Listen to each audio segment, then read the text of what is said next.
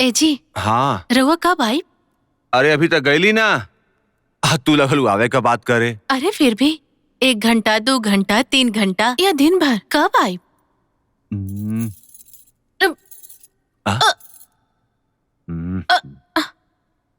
ए जी तनी एक गिलास पानी देना।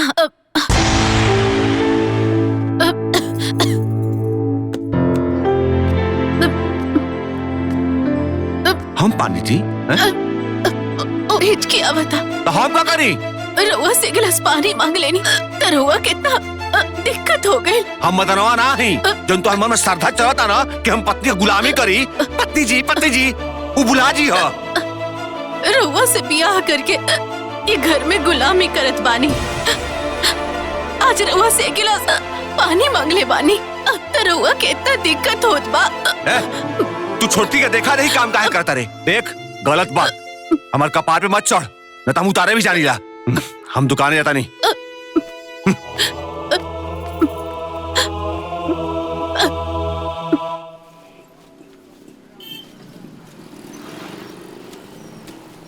चचा प्रणाम।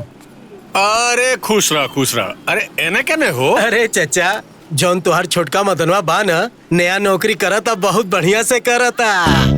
हम कुल देख लेनी। देख ला कहाँ देख ला?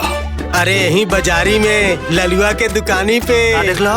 अरे ओकर नया काम नई नौकरी मेहरारू के जी हजूरी। पगला लड़का रे वो यहाँ बाजार में क्या करे आई? अरे भैया ये है ना ए चचा जौन तुहार नई की पतोहिया बा न और ये दोनों के मेहरारू तीनों के लेके ना बाजारी में घूमता। चचा बहुत बढ़िया नौकरी करता। चलता नहीं चाचा प्रणाम।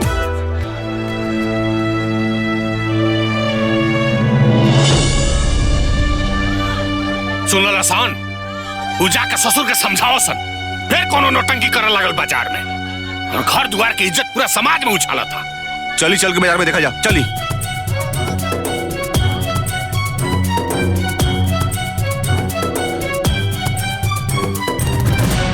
अच्छा नहीं खे। नहीं था हमारे के।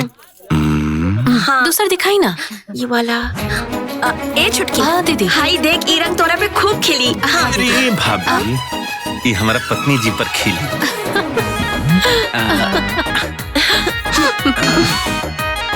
भाभी देखा था कितना खिला था। एकदम बढ़िया लगा था। इतना बढ़िया लागता तो एगो रील बना दी ना। हाँ कहे ना अब ए तोहनी लोग आओ जाओ। एकनी के घरे चलता आज एक बताई हम। ले हमरा बढ़िया लागल। बहुत हो गई ना। हमरा को बहुत अच्छा लगा। हमरो बढ़िया लागल।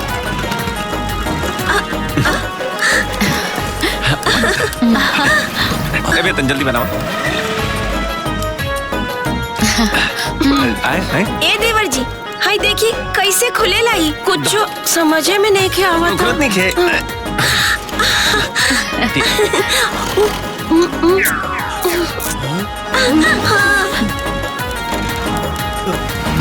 आई ला कितना मिलो ला। हाँ चल। देवर जी चश्मा लगा चश्मा लगा। तो हिम्मत कैसे भइला बिना हमरा पूछे बाजार जाए के? बोल का करे बाजार गइल रहलू? बोल कहे गए लिया बताओ न तो गर्दन दबा के तो प्राण निकाल दे। बता ओ कहा ना छोटकी हम सब के बोलस के चले के चाहिए तो हमने सभी चल गए नहीं सर। अरे कल वही अपने साथे साथे हमरा ये दोनों पता के बिगाड़त दिया जी। अब का होई? अब माई बहुत हो गई। देख अब ये कभी बताओ था नहीं। ए, मदन बाहर निकाल। हाँ भैया बाहर निकाल। हाँ भैया काबिल भैया। देख ली बाबूजी आ गए मेहरारू के गुलाम। भैया जी रहुआ हमार पतिदेव जी के ऐसे काहे बोलता? देखा हम तोरा से बात नहीं कर चाहत। हट हट जो हमारे सामने से। ए भैया तू हमारा पत्नी जी काहे तरह इंसल्ट करता रहा? आए बोला। एकदम चुप न तो एक झापड़ मारब ना जाके झोड़िया के ईजा गिरबे। खबरदार। केकरा हिम्मत भइल हमरा पतिदेव जी के छुए के? अरे जेकर हम पूजा करीले ओकरा केहू आंख उठा के देखे तो घर में तांडव हो जाए।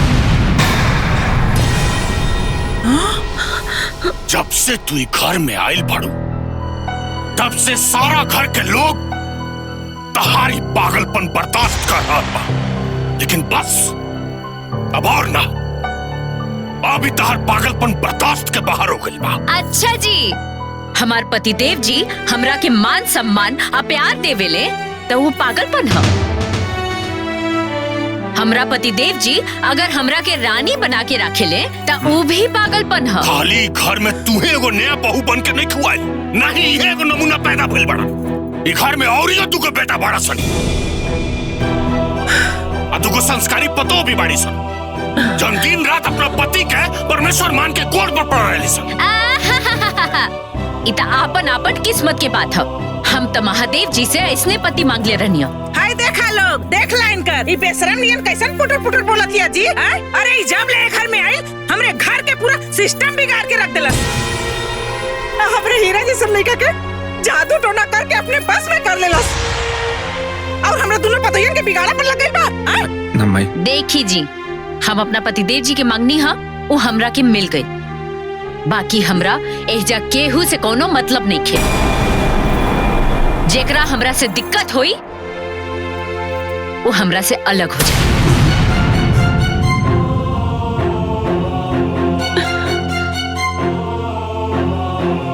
देख लेनी जी ये का बोलतिया। मेहर मऊगा, देखते ही क्या बोलतिया। क्या बोलतिया हैं? एकदम हमारे पत्नी जी सही बोला तरी। चुप बाबूजी, बहुत हो गई, एकरा के परिवार से अलग कर दो। ये दोनों बदतमीज संस्कार विहीन पति पत्नी के ई घर में कौन जगह नहीं खे। अरे पतिदेव जी, जी पत्नी जी, देखी तो रहुआ सामने ही हमार। तो लोग दोनों जना बड़ भाई हो जना, हम तबे से तो हम लोग उनके सुनत रहनी हो, तो हम लोग उनके कोनो हक नहीं के हमारा पत्नी जी के तरह इंसल्ट करके। आज तू क्या बोलता रहा भैया तो बिचार था बोला तू का बोल बड़े, नहीं तो क्या कहत रहा बताओ। तू का कर बड़े मेरे हारू देख के ढेटा होता मेरा। अरे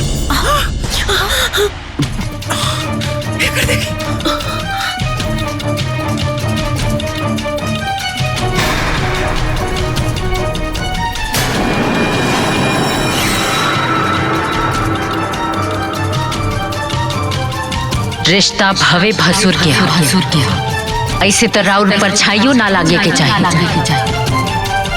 बाकी बात हमार पतिदेव जी के आ जाए ना तो हम यमराजों के सामने खड़ा हो जाएंगे। अगर हमार पतिदेव जी के साथ दोबारा ऐसे भइल ना तो हम भूल जाए कि हमार सास के ससुर के भसुर।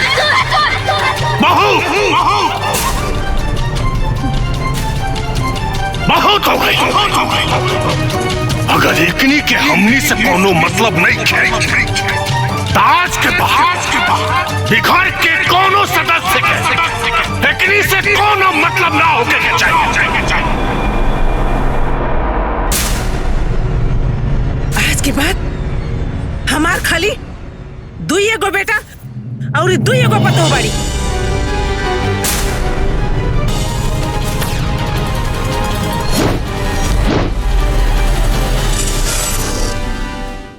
मैं कभी कभी सोचता काल वाला बात के छोड़ी ना पत्नी जी।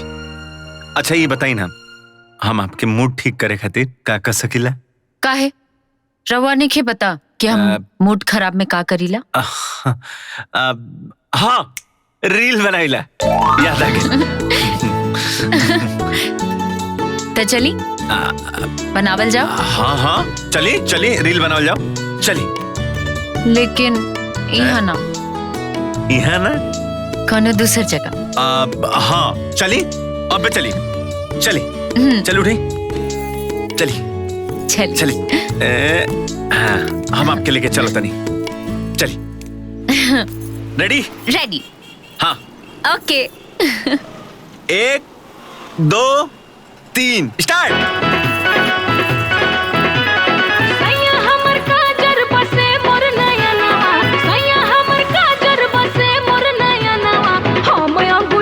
हमर सोइया नगीनावा हम अंगूठी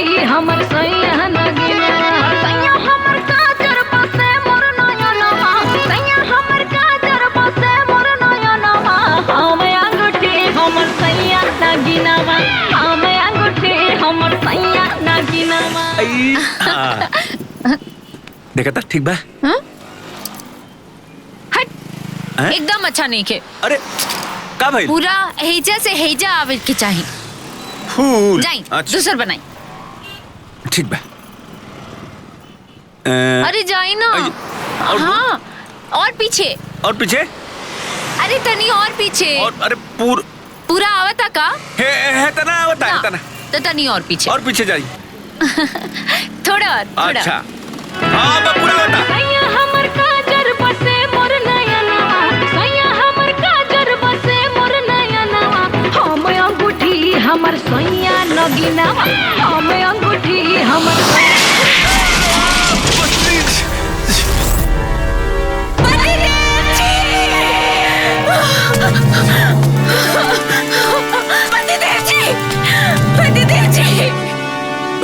पतिदेव जी आँख खोली। पतिदेव जी क्या हुआ? बचाओ।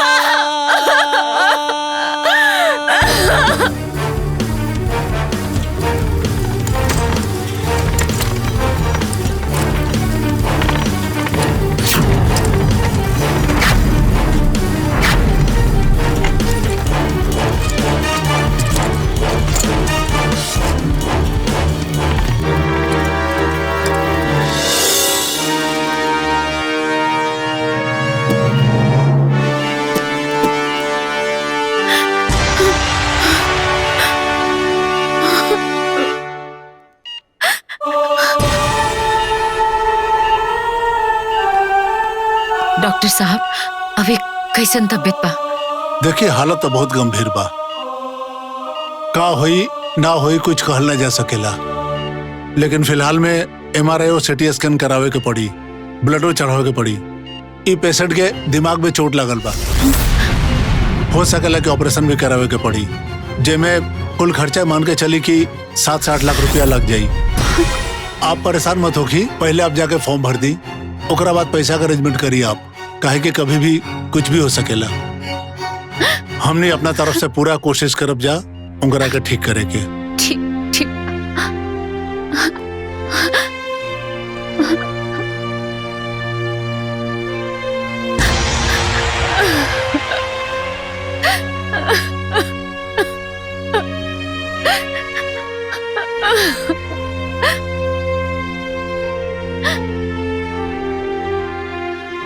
हे महादेव, अब ऐसा अब इतना पैसा कहाँ से लेके आए? नैहर से मांग नहीं खी सकत, ससुराल में कौना मुझसे मांगा?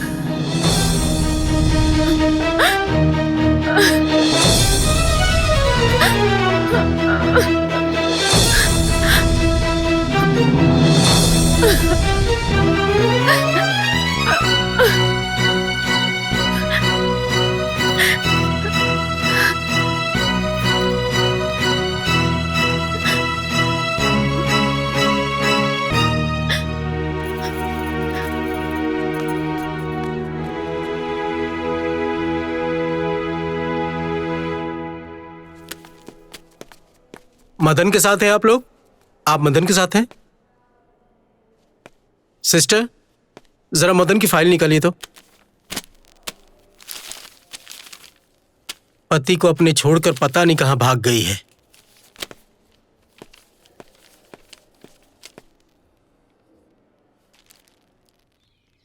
ली।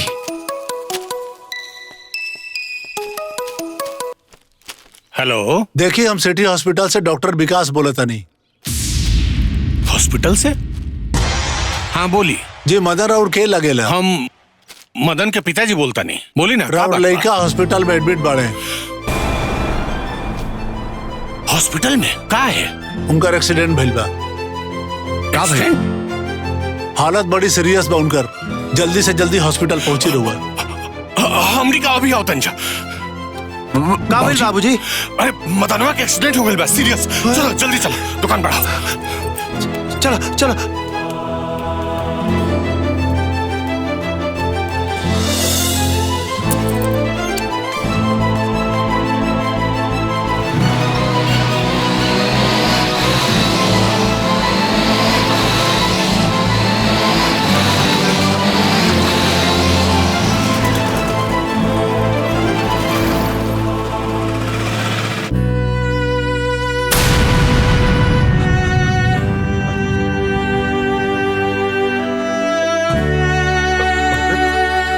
मदन मदन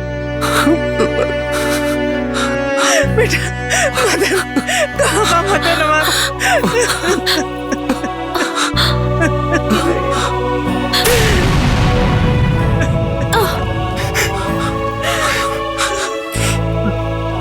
डॉक्टर साहब हमरा के साफ साफ बताइए कैसे हो गए ये सब? देखिए मदन जी के वाइफ उनके सबरे सबरे हॉस्पिटल लेके आई रहली, बहुत बुरी हालत में रहले वो, लेकिन ओकरे बाद वो अचानक वो गायब हो गई। वो तो एडमिट फॉर्म पे आपका नंबर रहे लिए रउआ के कॉल कैनी। निताई धोखेबाज हमरा बेटा के सूली पर चढ़ा के भाग सोना के साथ 7 जन्म साथ निभाओ के कसम खैले रहे, ओकरे के जिंदा लाश बना के भाग। देखिए बुरा मत मानम, लेकिन हम ऐसा और देख लेना मानी जी अपने आदमी के ऐसा बुरी दशा में छोड़ के भाग गई। डॉक्टर साहब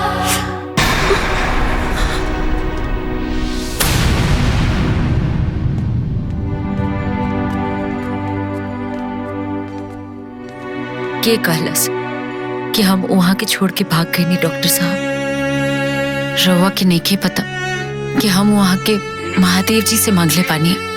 महादेव जी बंद करे अपनी नाटक।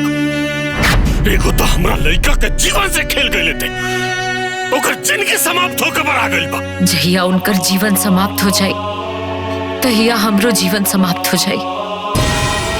वहां के हमार सांस पानी, वहां के बिना हमार जीवन के कोनो वजूद नहीं खे। मौत के भी वहां के छुए से पहले हमरा सामने से जाए के पड़ी। वहां के और हमार साथ भोलेनाथ जी बनौले बड़े। ई जोड़ी इंसान ना भगवान बनौले बड़े। हम अपन पतिदेव खातिर अकेले काफी बानी, हमरा केहू के भी जरूरत नहीं है।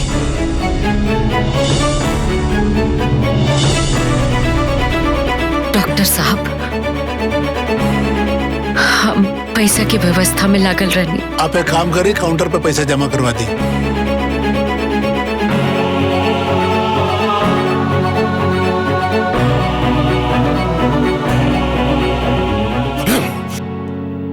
चला सन, चलो भौजी।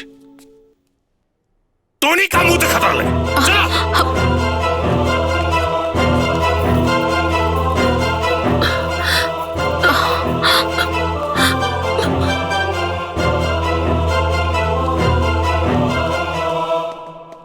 सब ठीक से चेक हो गई? जी सर।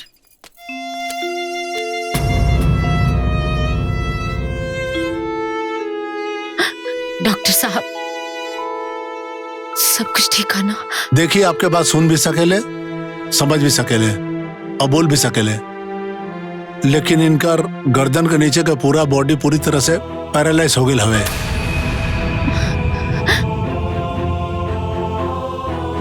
डॉक्टर साहब ये एकदम ठीक हो जाएंगे, है ना? हाँ जी बिल्कुल। हाँ।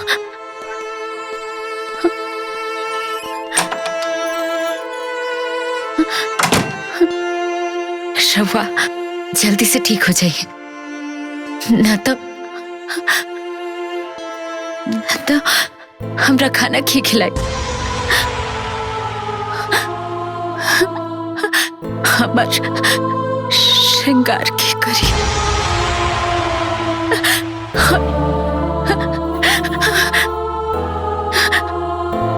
खाना के बनाई।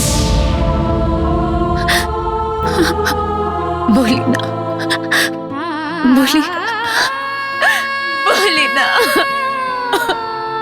बोली ना।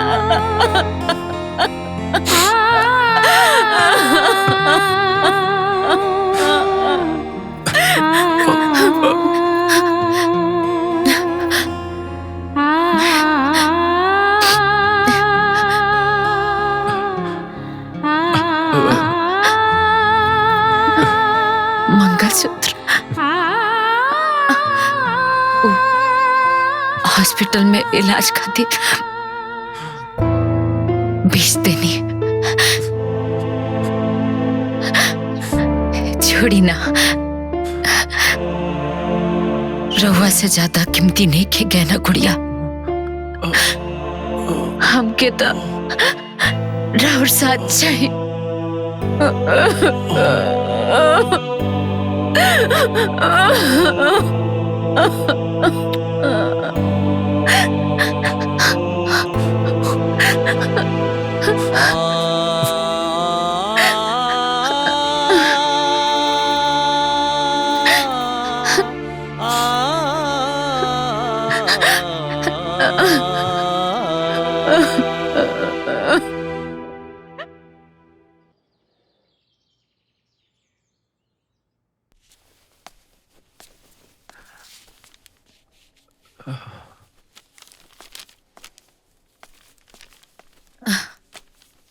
ये लीजिए ये दवा मेडिकल से आपको लाना है, इनको खिलाना है खाना खाने से पहले। जी। हाँ? अरे मैडम क्या हुआ? क्या हुआ? कुछ ना, चक्कर। इनको बेड पे लिटाइए। अरे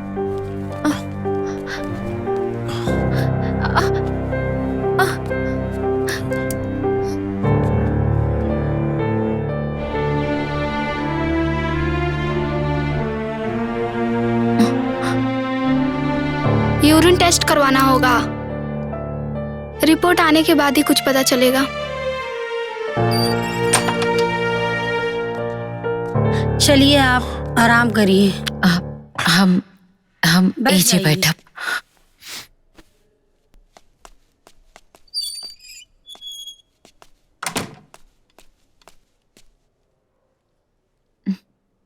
मुबारक हो, आपका प्रेगनेंसी टेस्ट पॉजिटिव आया, आप माँ बनने वाली हो।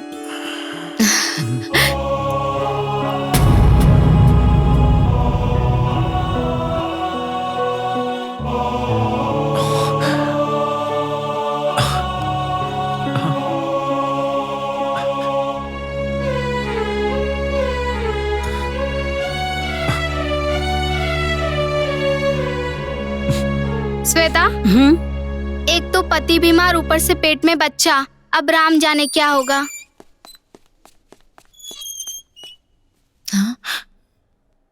देखिए माला जी, आज इनका इलाज करत पूरा 1 महीना हो गया बा। हम आपके यह राह देव कि इनके आप घर लेके जाइए और वहाँ अच्छे से सेवा करिए। डॉक्टर साहब, ये कब ठीक ना हुई है का?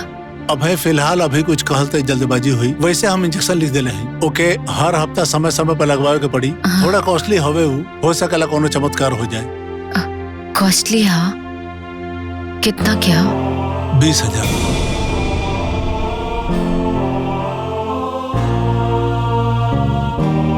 यानी कि 1 महीना के 80,000 रुपया। जी, हम चला तनी पेशेंट देखे के बाद।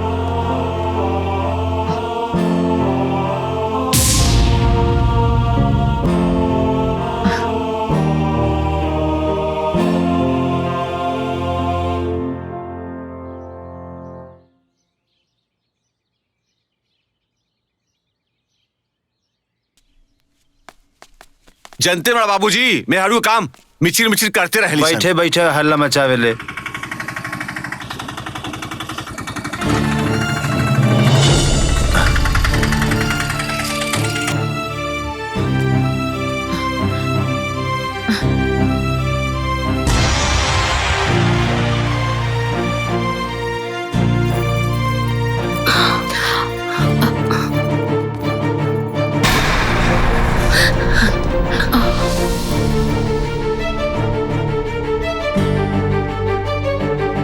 भैया, तनी सामान उतार देना। ठीक बा, ठीक बा।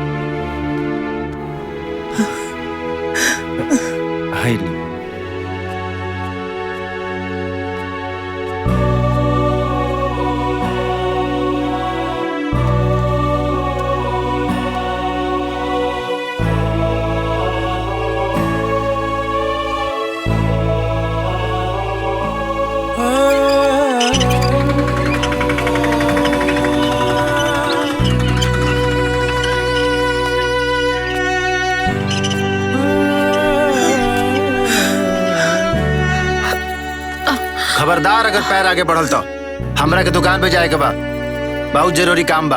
और अभी ने टिफिन रेडी ना भइल। अपन अपन काम पे ध्यान न लोग, दुनिया के काम पे ना। कारे तोरा के समझे लिया देखे भुला गए एक कनी का आगे पीछे तो का घूमत देख रही, सीधे उठा कर नहीं फेंका जिंदगी भर खातिर, याद रखिए।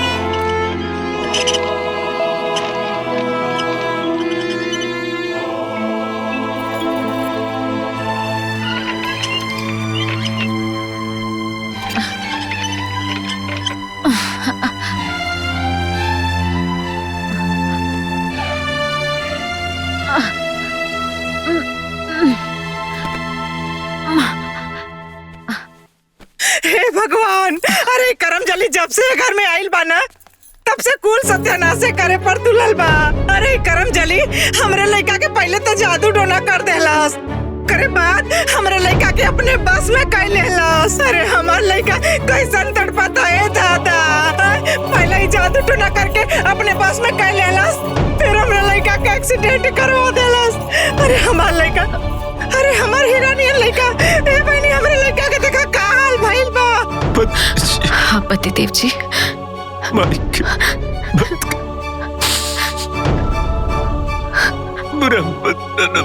हमार दुनिया तो आप पानी जी, और फिर हमरा के ए लोगन के बात से कौनो फर्क ना पड़ेला।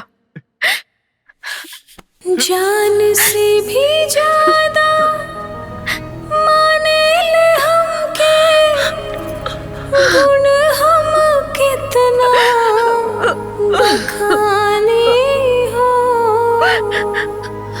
लाखों करोड़ों में एक हम पियावा, किस्मत से पवाले बाने हो।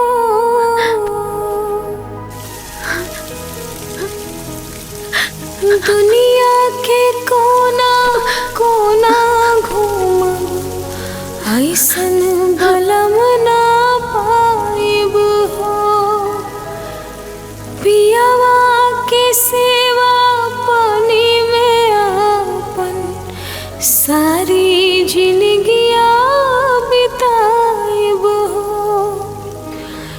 दुखवा बाटब संगवे रह के, भले साहब परेशानी हो, लाखों करोड़ों में एक हम किस्मत से पवले बानी हो।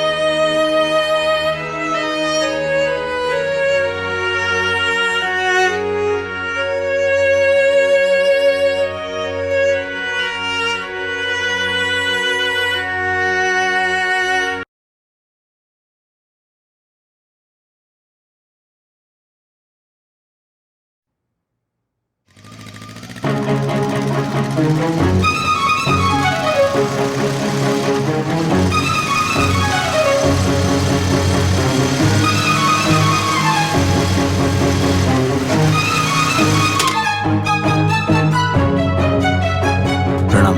खुश रहो। प्रणाम। समझी जी रो हमरा के बोलो नहीं है। बुलाओ नहीं है।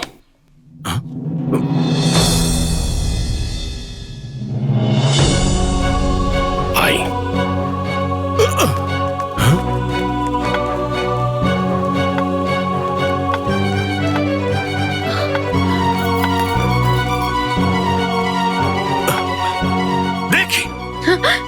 देखी हमार लड़का के एगो जिंदा लाश बन के पड़ल बा। लौकत आरुआ एकर वजह केवल और केवल रौरी बेटी बिया।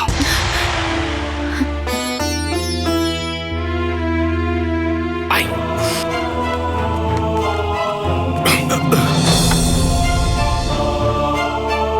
देखनी अनु, देखनी अनु, हमार लड़का के हम तिल तिल मरत नहीं की देख सकत। राहुल बेटी एगो ग्रहण बिया हमरा बेटा पर। हमने का अपन बेटा के संभाल ले जा। रउआ अब भी कि अब भी अपने बेटी के यहाँ से लेके जाए।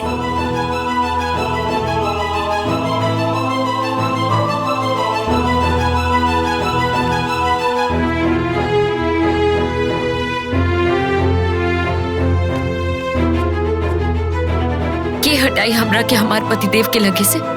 याद बना हम का कहले रही, अगर यमराजो आ जाइए तब वो हम बीच से नहीं खी हट सकत।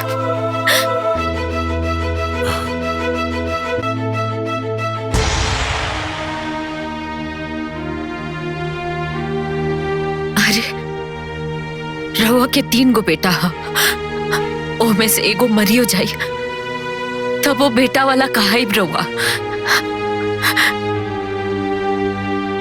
लेकिन हमार सुहाग उजड़ जाई ना, हमार तो दुनिया खत्म हो जाए।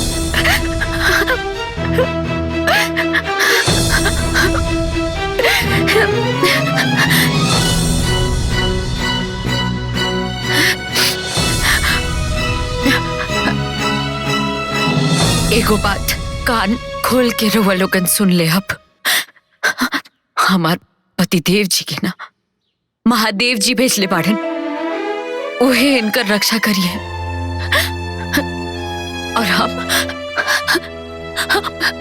हम अपना पतिदेव जी खातिर काफी बानी। हमरा के कौनो के मदद की जरूरत नहीं है।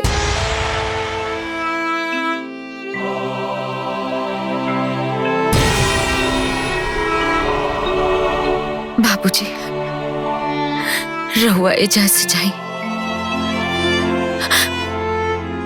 राउर बेटी के तपस्या हमरा के अपना बेटी पे नाच बा। महादेव ना तारा के सुरक्षित रखे, अपन ख्याल रखिए।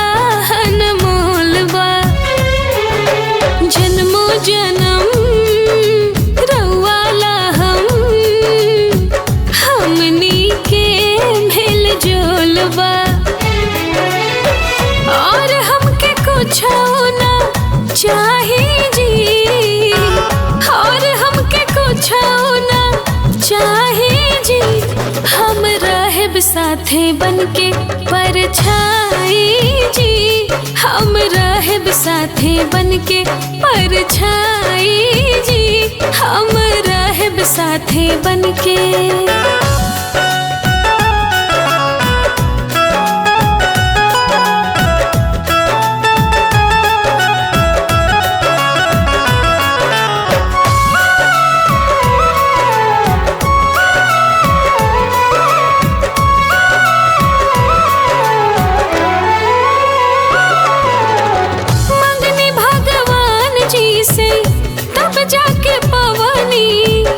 रउआ में अपन हम जिंदगी बसवनी मंगनी भगवान जी से तब जाके पवनी रउआ में अपन हम जिंदगी बसवनी रउए में सब धन पाई जी रउए में सब धन पाई जी हम रहब साथ बनके परछाई जी हम रहब साथ बनके परछाई जी हम रहब साथ बनके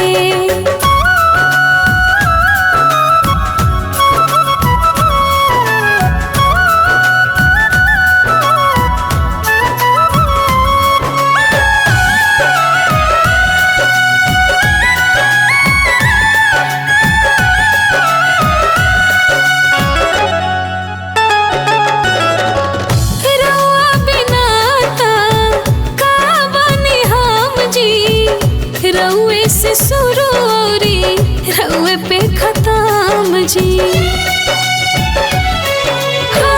रउआ बिना का बनी हम जी रउए से सुरूरी रउए पे खत्म जी रउआ बिना हम कुछ नहीं जी रउआ बिना हम कुछ नहीं जी हम रहब साथ बनके परछाई जी हम रहब साथ बनके परछाई जी हम रहब साथ बनके महाराज जी डॉक्टर साहब देखी पेशेंट के आप रूटीन चेकअप खातिर हॉस्पिटल ना लेके आई नहीं हाँ और इंजेक्शन देवे खातिर कंपाउंडर के भी ना बोले नहीं आप पिछला 3 इंजेक्शन तो बड़ा सही टाइम पे दिहल गई रहे कोनो बात हो गई का ओह डॉक्टर साहब अभी पैसा नहीं के अरेंजमेंट में लागल बानी सब पैसा खत्म हो गई बा वैसे हम जल्दी कुछ इंतजाम करके शुरुआ के देते देखिए माला जी ट्रीटमेंट तो बड़ा लंबा चली तो आप कहे ना कौन एनजीओ में ट्राई कर लेता नहीं पैसा का प्रॉब्लम सॉल्व हो जाएगी और वो इलाज में लापरवाही एकदम ठीक नहीं बा जी ए छोटको हाँ 1 मिनट रुको ना हमने के अभी आवतानी चलिए दीदी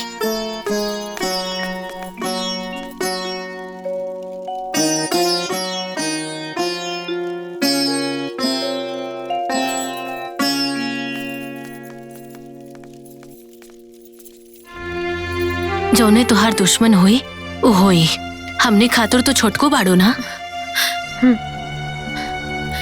ए छुटका ये पैसा रख लेना तेवर जी खातिर हेल्प हो जाई ना दीदी हमरा के रवा लोगन के पैसा ना चाहिए अपन पतिदेव जी खातिर आशीर्वाद चाहिए ये छुटको ये पैसा देवर जेठान के खातिर ना हा ये तो एक बड़ बहन के आशीर्वाद है ये समझ के रख ला जौना खातिर तू इतना बड़ा लड़ाई लड़त पाड़ू ना ओकरे खातिर से ही रखला हाँ रख ला ला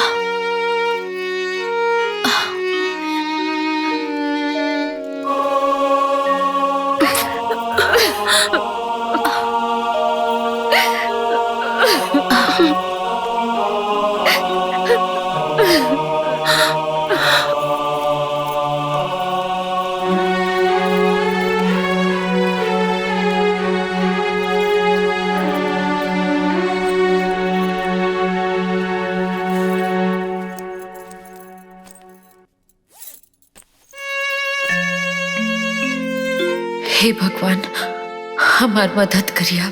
इतना पैसा में का हुए, बस हमार साथ दिया भगवान।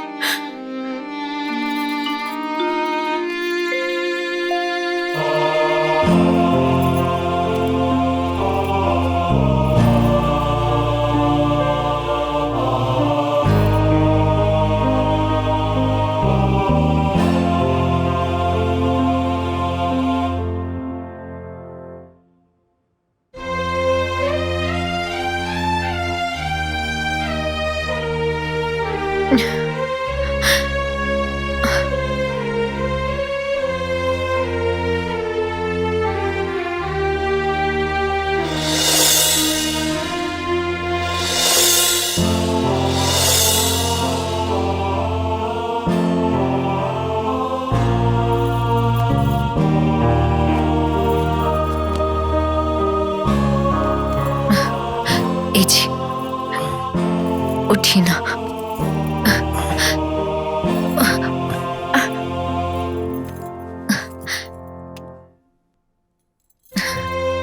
मुझे तो लगता था कि मैं इस लड़ाई में अकेली हूं, लेकिन आज लगा कि नहीं,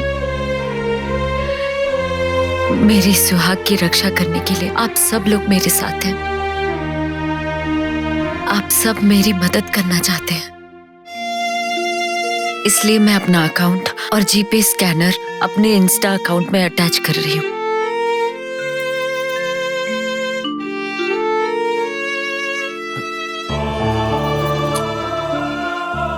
का करी, हमरा पास और कोनो चारा नहीं है।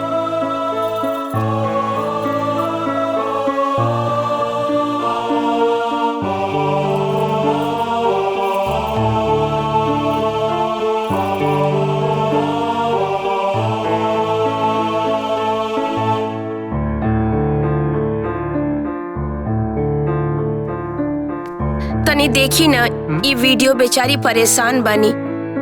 हमनी के 2000 रुपया दे दिए क्या एकरा के? हो गई। बढ़िया जी, रउआ बहुत अच्छा बा, रउआ मदद कैनी है। कुंदन, ए कुंदन। हाँ माई। अरे बेटा एक बार पैसा भेज दो। भेज देली माई। ठीक बा बेटा। बापूजी देखा नहीं, औरत अपना पति के कितना अच्छा से सेवा करत आरी। भाई देख अपन पति की कितना सेवा करती है। पैसा भेज देता नहीं। बापूजी पैसा भेज देनी। भेज दे। बहुत बड़े पैसे तू भेज दे।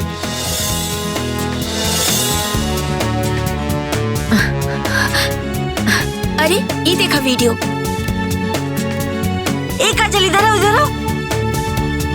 ये देखो वो हस्बैंड वाइफ जिन्हें हम फॉलो करते हैं, उन्होंने वीडियो अपलोड किया है और हेल्प भी मांगा है, स्कैनर भी भेजा है। हमें इनकी हेल्प जरूर करनी चाहिए। बिल्कुल करे के चाहिए हेल्प। हाँ सही बात है, हम नहीं करेंगे तो कौन करेगा। काजल सही बोल रही है। हाँ बिल्कुल मदद करना चाहिए। हाँ, हमने साईं के बाद चैरिटेबल ट्रस्ट से आइल बनी। हमने के रउआ से कुछ मदद चाहिए। एगो महिला बा, ओकर पति बहुत बीमार बड़ा, कृपा करके हमरा के कुछ डोनेशन दे दी। ऑनलाइन भी दे सकेनी और कैश भी दे सकेनी। हमने के कुछ मदद इलाज के लिए जरूरत है। ठीक बा। Thank you, thank you.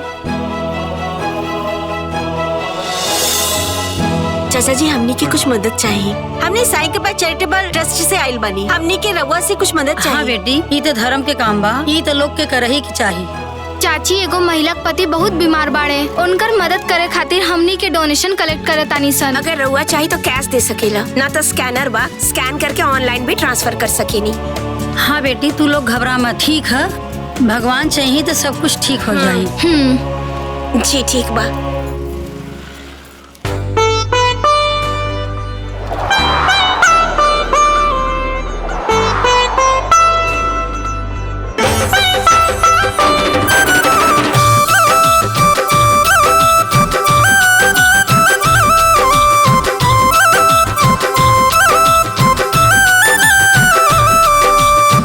करी हम पूजा पूरा शिव परिवार के, गौरा गणेश शिव के आरती उतार के। करी हम पूजा पूरा शिव परिवार के,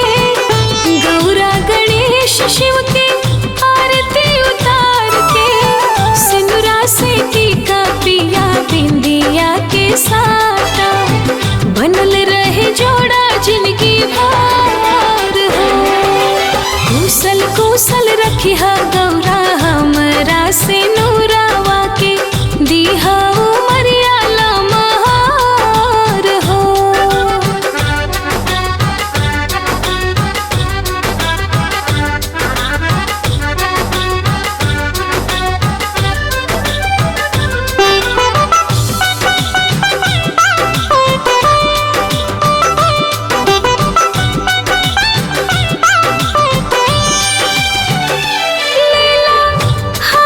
लिपस्टिक ही घड़िया होठ लाली लगा दा सवरिया करा रच रच के हमारो सिंगरवा वही नाता घर में तनी हारवा। मंगल सूत्र मांगती का तो से बाबा लमुआ प्यार से तू देखा भरना जा। कुशल कुशल रखिहा गौरा हमरा से नूरावा के दीहा उमरिया लमहार हो।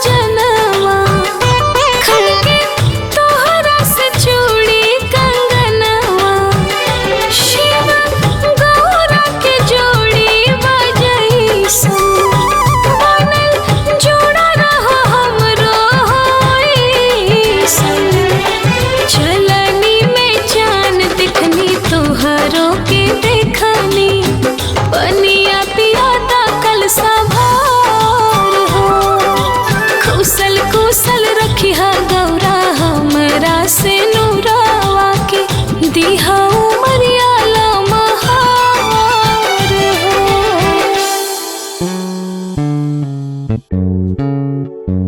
नमस्ते चाचा।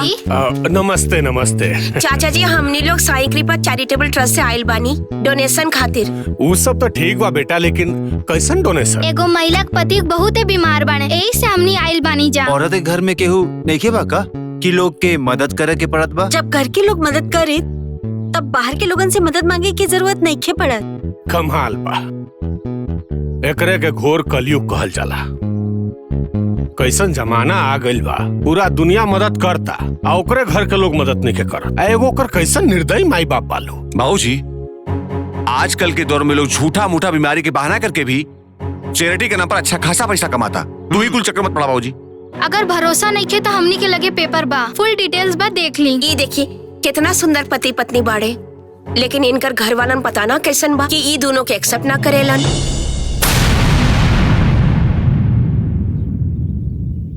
काबिल बाबूजी,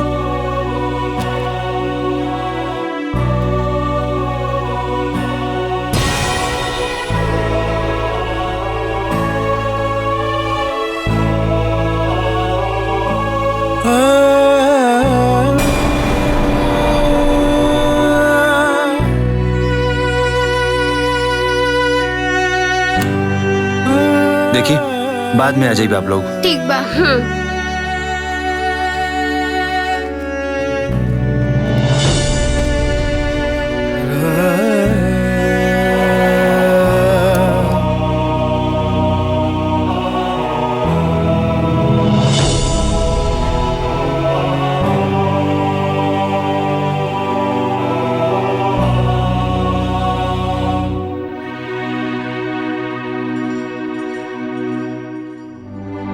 पत्थर तो हूँ लोग बन गया, हमनियों के पत्थर बना देला और ये हमनियों के पत्थर बना देला। अरे एगो पैदा करे वाली माई अपना ही बेटा के साथे सौतेला जैसा व्यवहार कैलस। तोरा के रोके रहे? चुप कर। अरे कब होता मेरा रुन के भैलू दिले होता सन, धोनी के कहा पता बा मेरा रू का मरम। अम्मा जी ये सब भाग्य था पत्नी के मतलब बस चूल्हा फूकल और का। और पत्नी के मतलब खाली हुक्म चलावे वाला निर्दयी रहा जा। अरे वो दोनों तो अपने जीवन में खुश रहले सन, तो हमने के करेजा में आग काहे लग गई? अरे पति पत्नी तो एक दूसरे के ही खातिर होले, तो हमने के अपन स्वार्थ खातिर अपन बेटा पतोह के दुश्मन बना देली सन। अरे वो तो हमार बेटा खातिर पत्नी का धर्म निभावतिया, बाकी हम एगो पतोह खातिर सास के धर्म ना निभा पौनी। ये सब का कारण रहुआ बानी। अरे वो तो अकेले ही हमारा बेटा खातिर मरतिया, बाकी हमनी के खड़ा होके तमाशा देखत बानी जा। एगो बेटा से माई दूर भइल, ओकर कारण रहुआ बानी।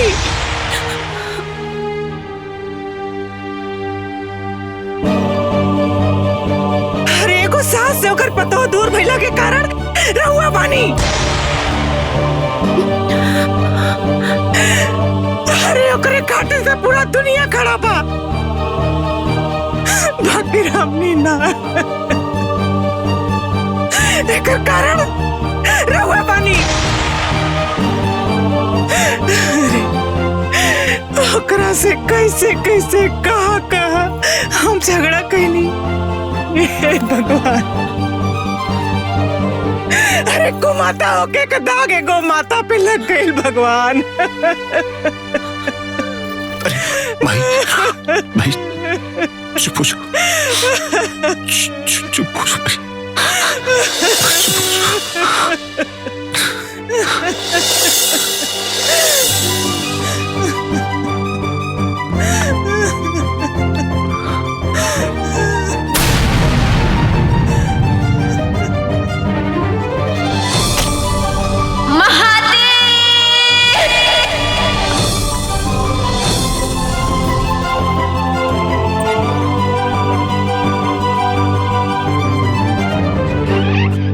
जान से भी ज्यादा माने ले हमके, गुण हम कितना बखाने हो।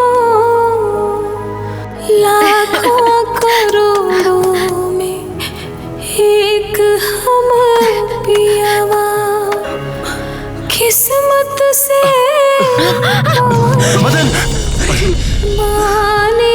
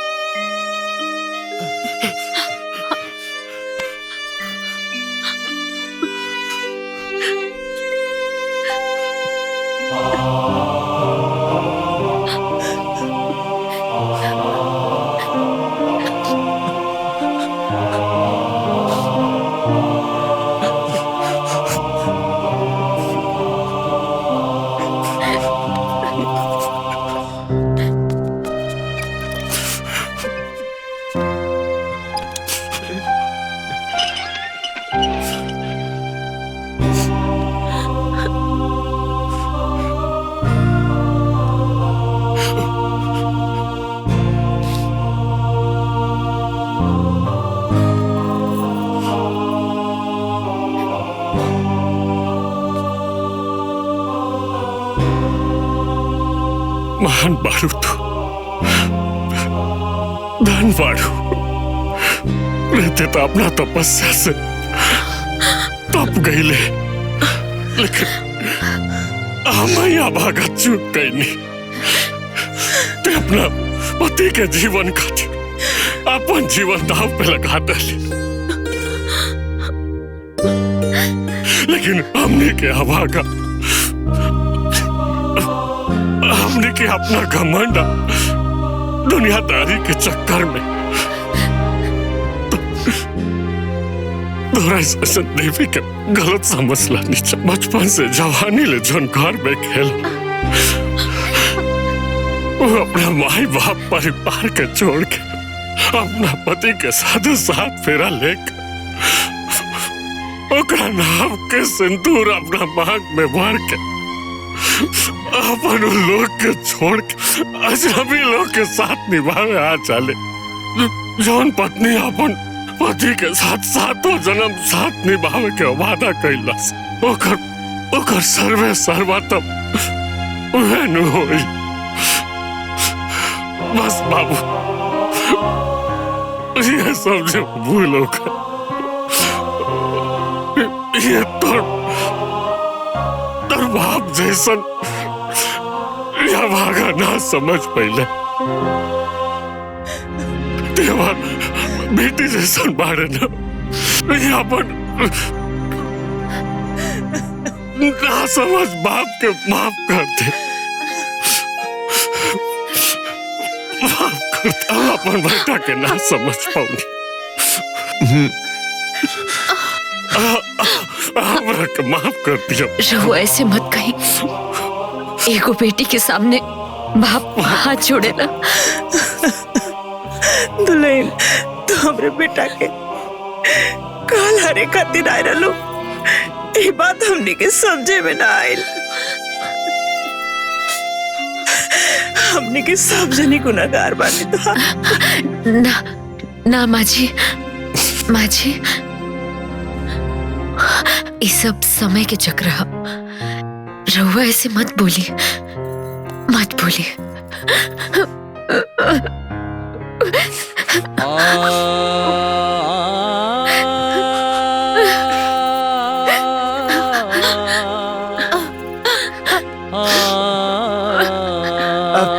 तोहरा लोगन के संगे पूरा परिवार बा।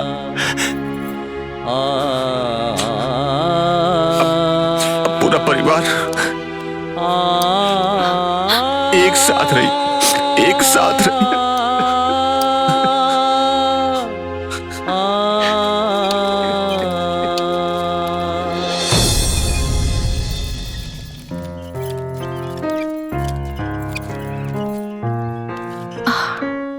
अब उठे कोशिश करा। चलो उठा बेटा। उठा ना बेटा आराम से बेटा।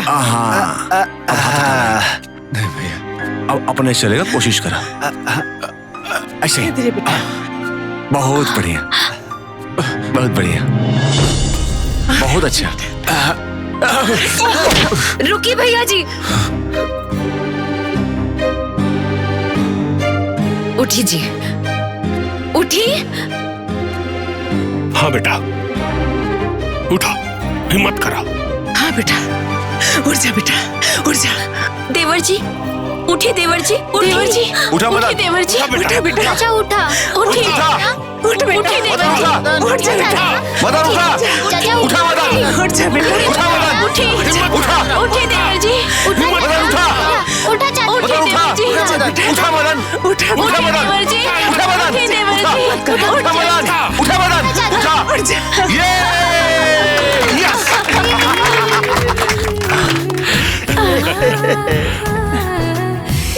थैंक यू पत्नी जी। वेलकम पति देव जी। अरे मैं शर्माए के का बात बा। हाँ?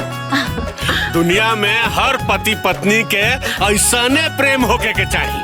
अब तो हमहू कहे ऐसन पति सबके दे भगवान।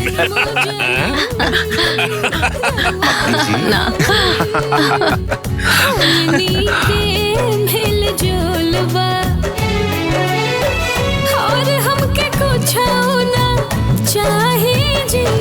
हम रहब साथे बनके परछाई जी।